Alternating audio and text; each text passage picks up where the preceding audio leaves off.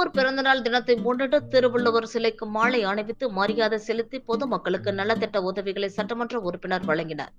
சென்னை வடகிழக்கு மாவட்டம் மாதவரம் தெற்கு பகுதி சார்பில் திருவள்ளுவர் பிறந்தநாளை முன்னிட்டு சென்னை விநாயகபுரம் பகுதியில் அமைந்துள்ள திருவள்ளுவர் சிலைக்கு மாதவரம் சட்டமன்ற உறுப்பினர் மாதவரம் சுதர்சனம் மாலை அணிவித்து மரியாதை செலுத்தினார்.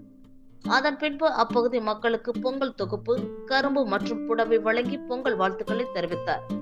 இந்நிகழ்வில் மண்டல குழு தலைவர் நந்தகோபால், பகுதி செயலாளர் துக்காராம், மாமன்ற உறுப்பினர் திருமலை துரைசாமி ஆகியோர் சிறப்பு விருந்தினராக கலந்து கொண்டு பொதுமக்களுக்கு பொங்கல் வாழ்த்துக்களையும் திருவள்ளுவர் பிறந்த நாள் வாழ்த்துக்களையும் தெரிவித்தனர்.